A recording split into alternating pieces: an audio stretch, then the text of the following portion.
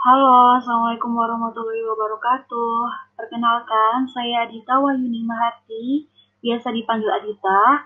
Di sini saya akan memandu kalian dalam melaksanakan praktikum geografi permukiman, acara 1 yang berjudul Pola Permukiman.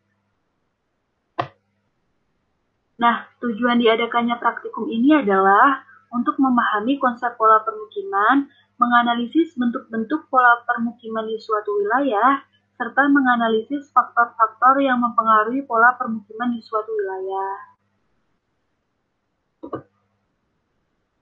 Nah, teman-teman, sebelum mengetahui lebih dalam tentang materi ini, alangkah lebih baiknya kita mengetahui apa sih pola permukiman itu.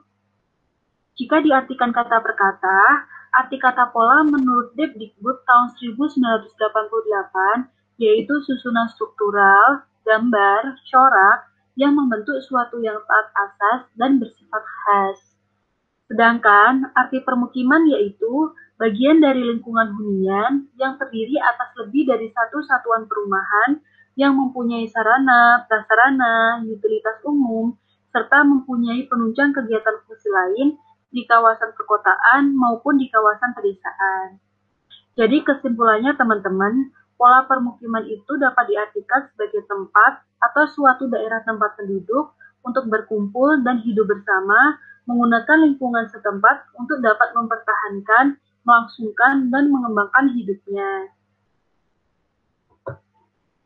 Nah, untuk faktor yang mempengaruhi pola permukiman itu ada 5 poin, teman-teman. Pola permukiman di suatu wilayah dapat disebabkan oleh yang pertama, bentuk permukaan bumi, yang kedua, keadaan iklim, yang ketiga, yang keempat, kultur penduduk, serta yang terakhir, ketersediaan sumber daya alam. Misalnya nih, di daerah teman-teman terdapat pemukiman yang berbentuk linear memanjang di sepanjang jalan raya. Hal tersebut dilatar belakangi oleh keadaan ekonomi di mana masyarakat berpikiran bahwa membangun permukiman di sepanjang jalan raya memiliki peluang besar untuk melakukan kegiatan usaha, seperti membuka toko-toko, tempat makan, maupun bentuk usaha lainnya. Nah, bentuk pola permukiman yang memanjang di sepanjang jalan raya ini bisa disebut pola permukiman linier, seperti yang dapat kita lihat pada gambar di slide ini.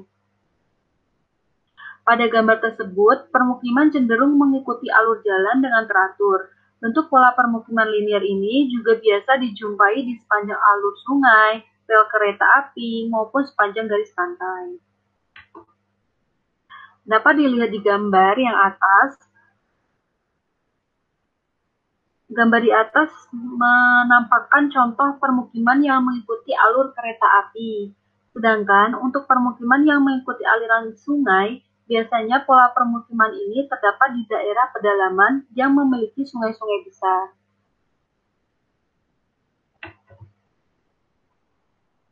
Sedangkan pola permukiman linier yang mengikuti garis pantai umumnya ditemukan pada penduduk yang bermukim dan bermata pencarian sebagai nelayan. Pola permukiman yang selanjutnya yaitu pola permukiman mengelompok. Faktor yang mempengaruhi jenis permukiman ini adalah adanya point of interest pada suatu titik. Point of interest ini dapat berupa fasilitas publik, pasar, sumber daya alam, dan lain-lain. Misalnya, pada wilayah yang sulit air, maka permukimannya akan cenderung mengelompok pada sumber mata air tersebut. Lanjut, pengelompokan permukiman ini salah satunya juga bisa dilatar belakangi oleh budaya teman-teman, di mana sering kita jumpai pada beberapa wilayah terdapat suatu kelompok permukiman yang penduduknya mayoritas orang Cina atau yang biasa kita sebut Chinatown. Keterbatasan space juga sangat mempengaruhi perubahan pola permukiman seperti yang banyak terjadi di kota-kota besar. Di sana banyak ditemukan bangunan-bangunan menjulang vertikal ke atas yang di dalamnya terdapat beberapa unit-unit rumah dan dimukimi oleh beberapa kelompok keluarga. Lalu, pola permukiman yang selanjutnya yaitu pola permukiman menyebar. Permukiman yang menyebar umumnya terjadi pada wilayah dengan ketersediaan lahan berlebih, seperti pada daerah dataran tinggi atau daerah gunung api.